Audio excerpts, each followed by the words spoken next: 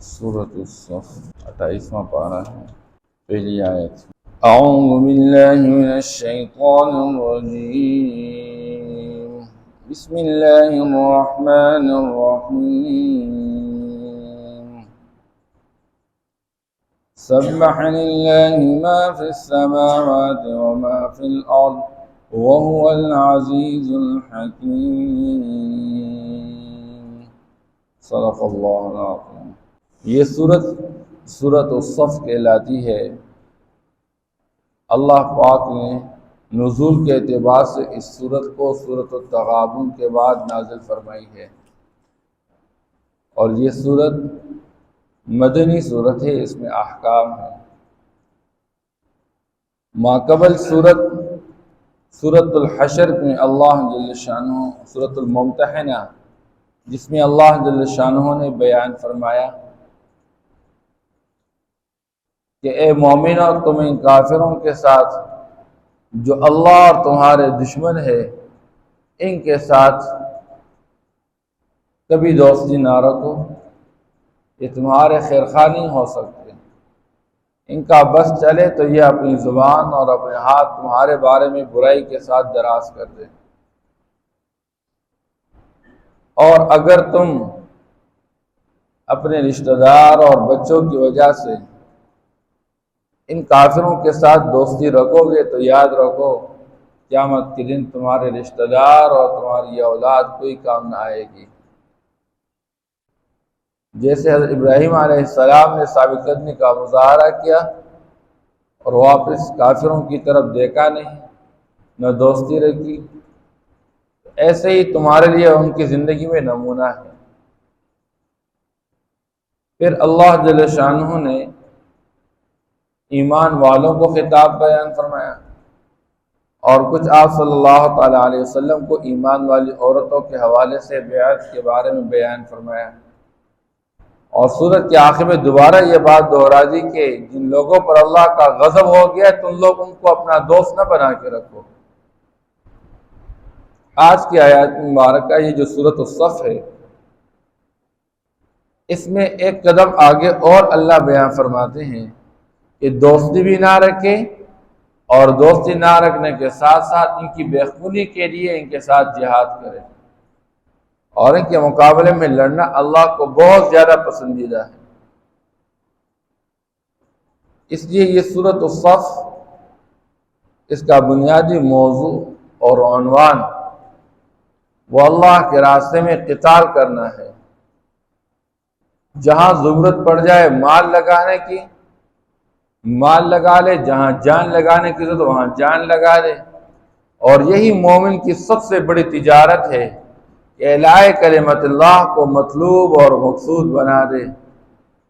اور اپنی ذاتی خواہشات کو قربان کر لے، اور اس کے لیے ہر قسم کی قربانی کے لیے تیار رہیں، پیچھے نہ ہٹے۔ اس سورت کے نزول کے حوالے سے بیان کیا جاتا ہے، حضرات صحابہ کرام رضوان اللہ تعالی علیہم اجمعین آپس میں تشریف فرما تھے، تو کسی نے کہہ دیا کہ جی یہ جو اللہ جل شانہ کی طرف سے اعمال ہے، ان میں سے کون سا عمل اللہ کو بہت زیادہ محبوب ہے کہ ہم وہ عمل کرنے والے بن جائیں۔ یہ بات ابھی ہم حضور پاک صلی اللہ علیہ وسلم کے سامنے عرض نہیں کر سکے تھے، اور نہ ہم نے کوئی بندہ بھیجا تھا، لیکن آپ صلی اللہ تعالی علیہ وسلم نے ہم سے فرمایا کیا تم یہ بات کہہ چکے ہو کہ اللہ کے ہاں زیادہ پسندیدہ عمل کون سا ہے؟ تو فرمایا کہ اللہ کے ہاں پسندیدہ عمل یہ ہے جو اللہ نے سورت کے اندر بیان فرما دی، اور یہ سورت دہرا دی کہ اللہ کے ہاں پسندیدہ عمل دشمن کے سامنے کمر بستہ ہو کر اعلاء کلمت اللہ کے واسطے اپنی مال اور جان کے نذرانے پیش کر دینا۔ اور پھر ایک موقع پہ آیا کہ صحابہ میں کسی نے کہہ دیا کہ ہم چاہتے یہ ہیں کہ ایسا موقع بن جائے کہ ہم دشمن کے سامنے سب باندھ کے کھڑے ہوں اور ہم دشمن کے ساتھ لڑیں۔ تو اللہ جل شان نے فرمایا تم کیوں وہ بات کہتے ہو جو تم کرتے نہیں ہو؟ اللہ پاک کس کو پسند نہیں فرماتے؟ اللہ اس کو پسند فرماتے کہ بندہ دشمن کے سامنے کھڑا رہے۔ اس لیے آیت کے شروع میں اللہ کی پاکی کا بیان ہے، سبح للہ ما فی السماوات و ما فی الارض۔ اللہ کی پاکی بیان کرتی ہیں وہ تمام مخلوقات جو آسمانوں میں ہیں، وما فی الارض، اور وہ تمام مخلوقات جو زمینوں میں ہیں۔ یہ الگ بات ہے کہ اللہ کی پاکی بیان کرنا وہ کس طریقے پر ہے وہ ہماری سمجھ سے باہر ہے، لیکن اللہ جل شانہ سب کے پاکی بیان کرنے کو سمجھتے ہیں، اور سارے مخلوق اللہ کی پاکی بیان کرتی ہیں۔ وَإِن مِّن شَيْءٍ إِلَّا يُسَبِّحُ بِحَمْدِ رَبِّهِ، ہر چیز اپنے رب کے حمد کو بیان کرتی رہتی ہے، ان کی پاکی بیان کرتی رہتی ہے، اور ہر مخلوق کے پاکی بیان کرنے کا اندازہ الگ الگ ہے۔ اللہ جل شانہ نے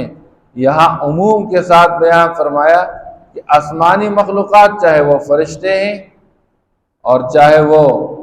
آسمان کے اندر دوسری مخلوقات، اور یا زمین کے اندر انسان اور جنات اور یا دوسری مخلوقات ہیں، وَهُوَ الْعَزِيزُ الْحَكِيمُ، اور اللہ جل شانہ کی صفات یہ ہیں کہ وہ غالب زبردست ذات ہے، وہ کسی کو پکڑنے پر آ جائے کوئی بھاگ نہیں سکتا، وہ بچ نہیں نکل سکتا، لیکن اللہ فوری طور پر ہر کسی کو پکڑتے نہیں ہے۔ الحکیم، وہ حکمت والے ہیں۔ یا ایہا الذین آمنوا لم تقولون ما لا تفعلون، اللہ فرماتے ہیں ایمان والو، تم کیوں وہ باتیں کہتے ہو جو تم کرتے نہیں ہو؟ کبر مقتا عند اللہ، اللہ کے ہاں سب سے بڑھ کر نفرت کی بات کون سی ہے؟ یہ کہ بندہ وہ بات کہہ دے جو کرتا نہیں ہے، دعوے زبان سے کچھ اور کرتا ہے اور عملی طور پر پھر معاملہ کچھ اور ہوتا ہے۔ یہ اللہ کو سب سے بڑھ کر ناپسندیدہ بات ہے۔ اللہ اس بات کو معیوب سمجھتے ہیں، اور آج ہم اپنے معاشرے کے اندر دیکھیں لوگ اس کو بہت بڑی چالاکی سمجھتے ہیں۔ اچھا، اور جی میں نے یوں باتیں کرا دی، میں نے یوں باتیں کر، میں نے لوگوں کے ساتھ یوں وعدے کر دی، ہم یوں کریں گے تمہارے لیے، یہ کریں گے تمہارے لیے، اور سالوں کے سال گزر جاتے ہیں، کچھ بھی نہیں ہوتا، اور پھر وقت آ جاتا ہے، پھر دعوے کیے جاتے ہیں، پھر وعدے کیے جاتے ہیں، اور پھر پورا نہیں کیے جاتے ہیں۔ اب لوگ اس کو اپنے لیے ترقی کا ذریعہ سمجھتے ہیں اور چالاکی سمجھتے ہیں، ہوشیاری سمجھتے ہیں، اور اللہ فرماتے ہیں یہ اللہ کے یہاں سب سے بڑھ کر نفرت کی بات ہے۔ اللہ اس بات کو پسند نہیں فرماتے کہ زبان سے دعوے تو کرے اور عمل اس میدان میں کچھ نہ ہو۔ ان اللہ یحب الذین یقاتلون فی سبیلہ صفا، تم اللہ کے ہاں سب سے زیادہ پسندیدہ عمل کے بارے میں سوچ رہے ہو، تو یقین اللہ جل شانہ پسند فرماتے ہیں ان لوگوں کو جو اللہ کے راستے میں سب بندی کے ساتھ کھڑے رہتے ہیں اور دشمن کے سامنے اتنی استقامت کے ساتھ کھڑے ہیں کہ گویا کہ وہ سیسا پلائی ہوئی مضبوط دیوار ہیں۔ اللہ جل شانہ ان لوگوں کو دیکھ کر محبت بری نگاہ سے دیکھتے ہیں۔ اس حدیث پاک کے اندر آیا 3 قسم کے لوگ ہیں کہ اللہ جل شانہ ان کو محبت کی نگاہ سے دیکھتے ہیں اور اللہ ان کو دیکھ کر خوش ہوتے ہیں۔ ایک وہ بندہ جو میدان جہاد میں دشمن کے سامنے صف میں کھڑا ہو کر اور مضبوط دل جمی کے ساتھ کھڑا رہتا ہے لڑنے کے لیے۔ دوسرا وہ بندہ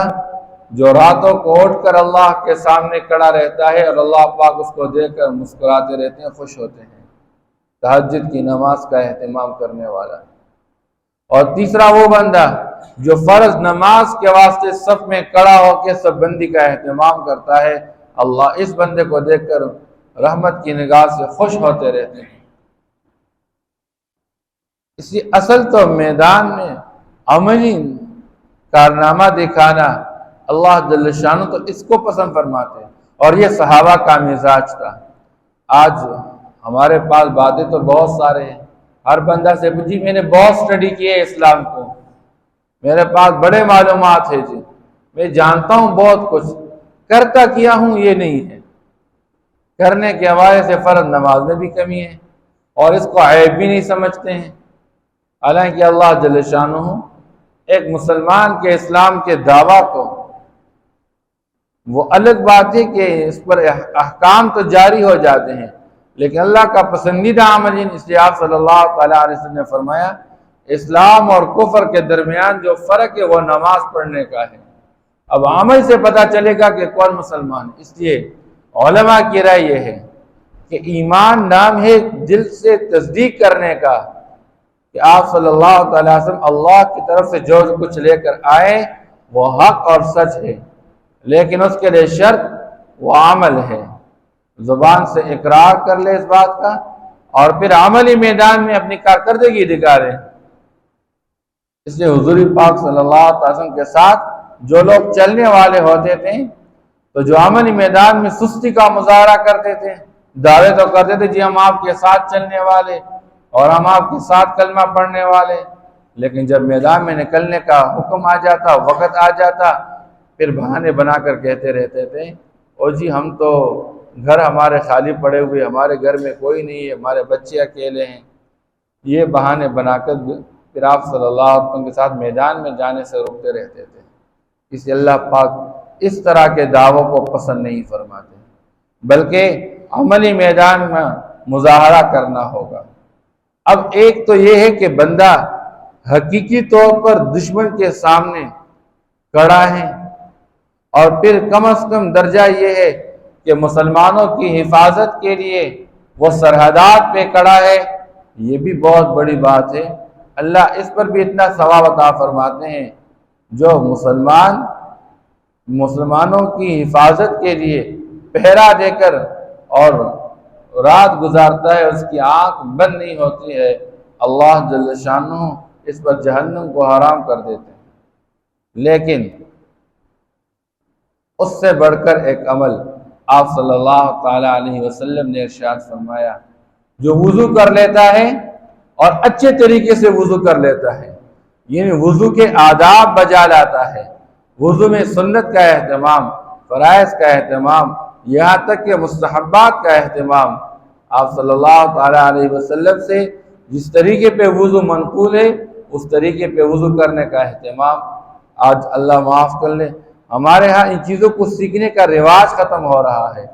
بس ہم نے دیکھا دیکھی جو کچھ سنا اور سیکھا، بس وہی بات ہے، کسی کے پاس بیٹھ کر سیکھنے کا بھی موقع نہیں ملا۔ حالانکہ صحابہ کا مزاج، علی رضی اللہ تعالیٰ عنہ کوفہ کے اندر ہیں اور لوگوں کو جمع کر رہے ہیں، آؤ بھائی میں آپ کو حضور پاک صلی اللہ علیہ وسلم کے وضو کا طریقہ سمجھا رہا ہوں۔ حضور کس طرح وضو کرتے تھے، آپ صلی اللہ علیہ وسلم کے وضو کا طریقہ، اسی طریقے پہ وضو فرما کے اور فرمانے لگے بھائی یہی حضور پاک صلی اللہ علیہ وسلم کا وضو ہے۔ تو فرمایا جو وضو کر لے اور اپنے وضو کو اچھا بنا دے، یہ بندہ جب نماز کے لیے روانہ ہو جاتا ہے تو ایسا ہے گویا کہ یہ بندہ دشمن کے مقابلے میں سرحدات پہ کھڑا ہو کر پہرا دے رہا ہے، اس سے بھی زیادہ ثواب اللہ پاک عطا فرماتے ہیں۔ بہرحال آپ صلی اللہ تعالیٰ علیہ وسلم سے مختلف مواقع پہ سوال کیا گیا ہے، اے اللہ کے رسول اسلام افضل، اسلام کی کون سی خصلت سب سے زیادہ بہتر ہے؟ آپ صلی اللہ تعالیٰ علیہ وسلم نے مختلف جوابات دیے ہوئے ہیں۔ کہیں حضور پاک صلی اللہ علیہ وسلم نے فرمایا کہ نماز اپنے وقت میں پڑھ لینا، کہیں پر حضور پاک صلی اللہ علیہ وسلم نے فرمایا والدین کی خدمت کر لینا، کہیں پر حضور پاک صلی اللہ علیہ وسلم نے فرمایا حج کرنا، اور کہیں حضور نے فرمایا الجہاد فی سبیل اللہ، اللہ کے راستے میں جہاد کر لینا۔ محدثین فرماتے ہیں کہ چونکہ آپ صلی اللہ تعالیٰ علیہ وسلم سے یہ ایک ہی سوال کیا گیا ہے اور جواب جب مختلف آیا ہے، تو یا تو بندے کے اعتبار سے کسی بندے کو نماز کی ضرورت تھی، حضور نے اس کو فرمایا تو نماز کا اہتمام کر، کسی نے حج ادا نہیں کیا، فرمایا تم حج ادا کر لو، اور کوئی میدان میں جانے کی ضرورت ہے، فرمایا اللہ کے راستے میں جہاد کر لو، اور کہیں حضور پاک صلی اللہ تعالیٰ علیہ وسلم نے حالات اور موسم کے حوالے سے بیان فرمایا کہ وقت نماز کا ہو چکا، کسی نے پوچھ لیا اس بہترین عمل کون سا ہے، حضور نے فرمایا اپنے وقت میں نماز پڑھ لینا۔ موسم حج کا چل رہا ہے، حضور سے پوچھا گیا بہترین عمل کون سا ہے، تو بتایا گیا ہم حج ادا کر لینا۔ حضور سے پوچھا گیا کہ بہترین عمل کون سا ہے؟ لوگ میدان جہاد میں نکل رہے ہیں تو فرمایا کہ جہاد کر لینا یہ سب سے بہترین عمل ہے۔ کہیں پر ایک بندہ ہے، اس کو والدین کی خدمت کی ضرورت ہے، پوچھا کہ اللہ کے رسول سب سے بہترین عمل کون سا ہے؟ فرمایا اپنے والدین کی خدمت میں لگے رہنا۔ تو یہ آپ صلی اللہ علیہ وسلم نے حالات اور اشخاص کے حوالے سے مختلف مواقع پہ مختلف جوابات دیے ہوئے ہیں۔ سبح للہ ما فی السماوات وما فی الارض، پاکی بیان کرتی ہے اللہ کے لیے وہ تمام مخلوقات جو آسمانوں میں ہیں اور وہ تمام مخلوقات جو زمینوں میں ہیں۔ وَهُوَ الْعَزِيزُ الْحَكِيمُ، اور وہ غالب زبردست حکمت والے ہیں۔ يَا أَيُّهَا الَّذِينَ آمَنُوا لِمَ تَقُولُونَ مَا لَا تَفْعَلُونَ، اے ایمان والو تم کیوں وہ باتیں کہتے ہو جو تم عملی طور پر کرتے نہیں ہو؟ كَبُرَ مَقْتًا عِندَ اللَّهِ أَن تَقُولُوا مَا لَا تَفْعَلُونَ، بہت بڑی بات ہے اللہ کے ہاں نفرت کے اعتبار سے یہ کہ تم کہو وہ بات جو تم کرو نہیں یا جو تم کرتے نہیں۔ ان اللہ یحب الذین یقاتلون فی سبیلہ صفا، یقیناً اللہ پاک پسند فرماتے ہیں ان لوگوں کو جو اللہ کے راستے میں سب بنا بنا کے لڑتے رہتے ہیں۔ کأنہم بنیان مرصوص، گویا کہ وہ سیسا پلائی ہوئی مضبوط دیوار ہیں۔ اس لیے آپ صلی اللہ تعالی وسلم نے فرمایا لا تتمنوا اللقاء، دشمن کے ساتھ آمنا سامنا کرنے کا تم اللہ سے تمنا نہ کرو، یہ نہ چاہو، ممکن ہے کہ وقت آ جائے پھر بھاگنے لگ جاؤ۔ ہاں یاد رکھے جب موقع آ جائے اور اس طرح کے حالات بن جائیں کہ دشمن کے سامنے کھڑے ہو کے لڑنے کا وقت ہے تو پھر بھاگنے کی کوشش نہ کر لینا، پھر یہ اللہ کے ہاں سب سے بڑا گناہ ہوتا ہے۔